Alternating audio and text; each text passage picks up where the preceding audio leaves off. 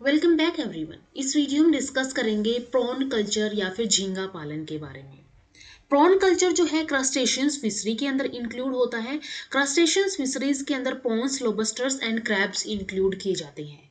तो prawn culture कैसे fresh water के अंदर होता है एंड कैसे ब्रैकिश वाटर के अंदर होता है, ये हम आज की वीडियो में डिस्कस करेंगे। तो सबसे पहले फ्रेश वाटर के अंदर, मीठे पानी के अंदर प्रॉन कल्चर कैसे किया जाता है। तो मीठे पानी में जो स्पीसीज है प्रॉन की, फ्रेश वाटर प्रॉन की, ये जैसे कि मैक्रोब्रैंकियम रोजनबर्गी यहाँ पे पाई जाती है, जिसको कल्चर किया जाता है और इसको तालाबों, नदियों से एकत्रित किया जाता है और मीठे पानी के तालाब में स्थानांतरित कर दिया जाता है। पहले इसको क्या किया जाएगा, पॉन्ड्स एंड रिवर से कलेक्ट किया जाएगा, जो भी फ्रेश वाटर रिसोर्सेज है जहाँ पे मिल रहे हैं, और फिर इसको फ्रेश वाटर पॉन्ड के अंदर ट्रांसफर कर दिया जाएगा। अब इसके अंदर कुछ स्टेप्स होते हैं। सबसे पहले यहाँ पे क्या होगी, स्पॉनिंग होगी कि अंडे दिए जाएंगे। इसके लिए यहाँ पे विशेष प्रकार के टैंक होते हैं जिनका measurement 200 to 300 into 50 into 2.5 centimetre के आकार का होता है। या फिर बड़े एक्वेरियम होते हैं, इनके अंदर इनको कल्चर किया जाता है, इनकी स्पॉनिंग की जाती है। पूरी तरह से परिपक्व नर और मादा जो प्रॉन्स हैं उनको यहाँ पे रखा जाता है। इसके रखने के बाद यहाँ पे क्या होता है, जो फीमेल प्रॉन है वो मेटिंग के बाद 24 आवर्स, ठीक है, मेटिंग के 24 आवर्स के बाद एग्स ले करती है, ठीक है, अंडे दे देती है। और फिर टंकियों को उचित एरिएटेड और क्लीन्ड ये होनी चाहिए। ये जो भी टंकियां यूज कर रहे हैं यहाँ पे, इसके अंदर वातावरण यानी एरिएशन होना चाहिए और ये क्लीन भी होनी चाहिए।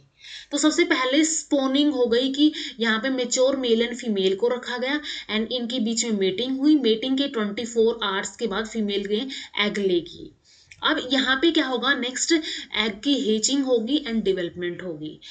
तो अंडों के समुचित विकास के लिए, प्रॉपर डेवलपमेंट के लिए मीठे पानी में समुद्री जल यानी कि सी वाटर को मिला दिया जाता है। अब ये जो एग्स हैं इनसे लार्वा बनता है। लार्वा को 24 टू 30 डिग्री तापमान और 7 के आसपास पीएच वाले अन्य टैंकों में स्थानांतरित किया जाता है।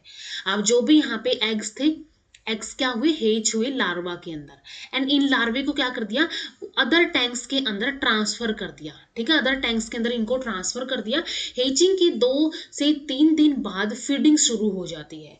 ये लार्वे हेच हुए हैं, इनके 2 से 3 दिन बाद क्या हो जाएगी, यहाँ पे फीडिंग स्टार्ट हो जाएगी, खाना स्टार्ट कर देंगे। अब ये लार्वा के अंदर क्या होगा, नेक्स्ट मेटामॉर्फोसिस होगी, काया पलट से गुजरता है और दो निर्मोचन यानी कि मोल्ड से गुजरते हुए लगभग 5 सेंटीमीटर ये बढ़ जाते हैं। अब लार्वे जो है वो 5 सेंटीमीटर तक बढ़ चुकी है। इसके बाद फर्दर जो लार्वे हैं इनको फ्रेश वाटर के तालाबों और थोड़े खारे पानी, स्लाइटली ब्रैकिश वाटर के तालाबों में 22 से 32 डिग्री सेल्सियस या फिर इनको आर्टिफिशियल तालाबों में यानी कि कृत्रिम पॉन्ड्स के अंदर स्थानांतरित कर दिया जाता है, ट्रांसफर कर दिया जाता है। इसके बाद इनका जो प्राकृतिक भोजन है, जैसे इसके अंदर काऊ डंग, गाय का गोबर और केंचुए, छोटे कीड़े, स्मॉल इंसेक्ट्स, स्पॉइल्ड पैडी हो गई, या फिर जो जमे हुए फ्रूट्स हैं वो सब शामिल कर दिए जाते हैं। इसके बाद ये क्या करते हैं, ये ईट करते हैं, फीड करते हैं और ये डिवेल्प होते हैं एंड लगभग 6 महीने के अंदर ये 20 से 22 सेंटीमीटर और वजन में लगभग 100 ग्राम तक बढ़ जाते हैं, ठीक है, वजन के अंदर लगभग 100 ग्राम एंड लेंथ के अंदर ये अबाउट 20 टू 20 सेंटीमीटर बढ़ जाते हैं। इसके बाद तो इस वे में यहाँ पे क्या होता है, फ्रेश वाटर का यहाँ पे कल्चर किया जाता है कि पहले स्पॉनिंग होती है, फिर वहाँ पे मेटिंग होती है, मेटिंग के बाद यहाँ पे हेचिंग होती है, हेचिंग के बाद यहाँ पे डेवलपमेंट होती है। और इसके बाद नेक्स्ट यहाँ पे आएगा prawn culture in brackish water, कि कैसे खारे पानी के अंदर प्रॉन का कल्चर किया जाता है। तो यहाँ पे 2 स्पीसीज होती हैं, एक होती है यहाँ पे पेनियस मोनोडोन एंड पेनियस इंडिकस। तो ये 2 स्पीसीज जो है ये ब्रैकिश वाटर के अंदर चुनी गई है कल्चर करने के लिए।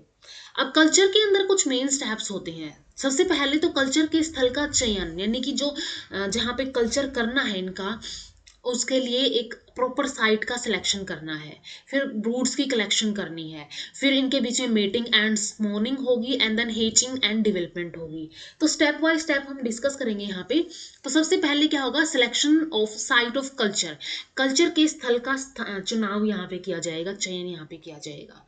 तो इसके चयन के लिए झींगों की खारे पानी की खेती के लिए, ठीक है, यानी कल्चर के लिए स्थल समुद्र तट से दूर दूर होना चाहिए, यानी कि बीच से दूर होना चाहिए, और ये रेगुलर शेप का होना चाहिए, नियमित आकार का होना चाहिए, और यहाँ तक कि जो इसका बॉटम है वहां पे भी क्या होना चाहिए, समान जल स्तर होना चाहिए, क्योंकि फर्टिलाइजेशन के बाद एग्स बॉटम के ऊपर सेटल डाउन हो जाते हैं।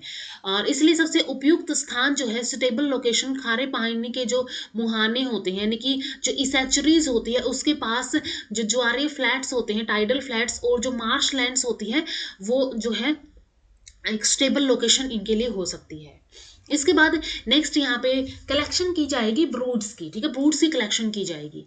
तो यहाँ पे क्या किया जाता है, जो मेच्योर या फिर परिपक्व जो प्रॉन्स होती हैं, ठीक है, परिपक्व प्रॉन्स का पेड़ जो है समुद्र से एकत्रित किया जाता है और इनको कल्चर साइट तक पहुंचाया जाता है।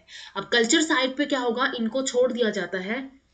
अब पेड़ के अंदर छोड़ा जाता है, जैसे लगभग 250 लीटर क्षमता वाले बड़े तालाबों में ब्रूडर्स को छोड़ा जाता है, एक एक जोड़े को रखा जाता है, नहीं एक पेड़ को रखा जाता है, जिसके अंदर एक मेल होता है, एक फीमेल होता है। इसके बाद यहाँ पे मेटिंग होती है, और जो फीमेल प्रॉन है वो क्या करती है, एग ले करती है। अब कुछ स्पीसीज के अंदर ये जो मेटिंग का टाइम है या फिर कॉपुलेशन टाइम है वो अलग अलग होता है, जैसे कि पेनियस जेपोनिकस के अंदर ये 3 से 4 मिनट होता है, पेनियस मोनोडोन के अंदर ये लगभग 80 मिनट तक इनके अंदर मीटिंग चलती है। तो यहाँ पे क्या हुआ, सबसे पहले मेल एंड फीमेल को छोड़ा गया एक एक अलग अलग तालाब के अंदर, एक एक पेड़ को। अब इसके अंदर मीटिंग हुई, ठीक है, तालाब के अंदर मीटिंग हुई, मेल एंड फीमेल को जो छोड़ा था उनके बीच में मीटिंग हुई, एंड फीमेल ने क्या किया, एग्स को ले किया। अब हेजिंग एंड डेवलपमेंट होगी उन एग्स की। अब पानी के अंदर एग्स आ गए हैं, और जो मेल्स हैं उन्होंने क्या कर दिया, स्पर्मेटोफोर्स वहां पे रिलीज कर दिए हैं। तो पानी के अंदर एग्स भी है, स्पर्मेटोफोर्स भी है, तो यहाँ पे क्या होगी, एक्सटर्नल फर्टिलाइजेशन होगी, बाहरी निषेचन यहाँ पे होता है। एक्सटर्नल फर्टिलाइजेशन की वजह से जो एग्स हैं वो अब फर्टिलाइज्ड हो गए हैं, और फर्टिलाइज्ड होने के बाद एग्स जो है वो बॉटम पे बैठ जाते हैं, सेटल डाउन हो जाते हैं। जैसे हमने पहले बात की थी साइट ऑफ सिलेक्शन के अंदर, तो जो भी वहां पे हम पॉन्ड या फिर जो भी साइट सेलेक्ट करते हैं उसका बॉटम बॉटम इवन होना चाहिए, एक समान होना चाहिए, ताकि ये सेटल डाउन हो, तो वहां पे ये जो है इनको कोई हार्म ना हो। तो फर्टिलाइज्ड एग्स जो है बॉटम के ऊपर सेटल डाउन हो जाते हैं, लगभग 8 से 9 घंटों के बाद यहाँ पे हेचिंग स्टार्ट होती है। हेचिंग के बाद एग से नेपुलस लार्वा यहाँ पे बनता है। नेपुलस लार्वा अडल्ट में बदलने के लिए मेटामॉर्फोसिस से गुजरता है। तो सबसे पहले क्या थे, मेल एंड फीमेल्स यहाँ पे लिए गए, इनको अलग अलग 250 लीटर कैपेसिटी वाले टैंक के अंदर छोड़ा गया, फिर इनके बीच में मेटिंग हुई। मेटिंग के बाद यहाँ पे फीमेल ने क्या किए, फीमेल ने एग्स ले किए, फीमेल ने एग्स ले किए, एंड मेल ने क्या किए, मेल ने यहाँ पे स्पर्मेटोफोर्स रिलीज किए, स्पर्मेटोफोर्स यहाँ पे रिलीज किए। अब इनके बीच में क्या हुई, इनके बीच में एक्सटर्नल फर्टिलाइजेशन हुई। एक्सटर्नल फर्टिलाइजेशन, एक्सटर्नल फर्टिलाइजेशन क्या होती है, जो शरीर से बाहर होती है, ठीक है, बॉडी से बाहर होगी। तो एक्सटर्नल फर्टिलाइजेशन के बाद जो भी फर्टिलाइज्ड एग थे वो बॉटम के ऊपर सेटल डाउन हो जाएंगे, बॉटम के ऊपर जाएंगे। बॉटम के ऊपर जाने के बाद इनके अंदर हेचिंग स्टार्ट होगी। हेचिंग के बाद यहाँ पे नेपुलस लार्वा बनेगा। नेपुलस लार्वा बनने के बाद ही इनके बीच में इसमें मेटामॉर्फोसिस होगी नेपुलस लार्वा के अंदर, एंड मेटामॉर्फोसिस के रिजल्ट में यहाँ पे क्या बन जाएगा, एक अडल्ट प्रॉन बन जाता है। तो ये हेचिंग एंड डेवलपमेंट यहाँ पे होती है, ये सारे स्टेप्स हमने देख लिए यहाँ पे। इसके बाद जो मेटामॉर्फोसिस होता है उसके दौरान जो टेम्परेचर है वो लगभग 25 से 29 डिग्री के बीच में होना चाहिए, और पानी साफ होना चाहिए और सी वाटर के समान ही होना चाहिए। इसके अंदर 28 to 30 डिग्री सैलिनिटी यानी लवणता होनी चाहिए, और इसका पीएच लगभग 8% यानी कि स्लाइटली क्षारीय या फिर अल्कलाइन होना चाहिए। इसके अंदर डिजोल्व्ड ऑक्सीजन का स्तर 5 से 9.2 ppm होना चाहिए। इसके बाद लार्वा का जो विकास है, लार्वल डेवलपमेंट है, वो डार्कनेस के अंदर होनी चाहिए। तो ये सभी स्टेप्स फॉलो करके क्या हो जाएगा, यहाँ पे ये अडल्ट के अंदर कन्वर्ट हो जाएगा, फॉर्म हो जाएगा। इसके बाद नेक्स्ट यहाँ पे अगर हम डिस्कस करें कि नेचुरल फूड क्या होता है प्रॉन के लिए, ठीक है, क्या प्राकृतिक भोजन होगा। तो ये जो झींगे होते हैं वो सर्वाहारी होते हैं, ओमनिवोरस होते हैं, हर टाइप का फूड ये ईट कर सकते हैं।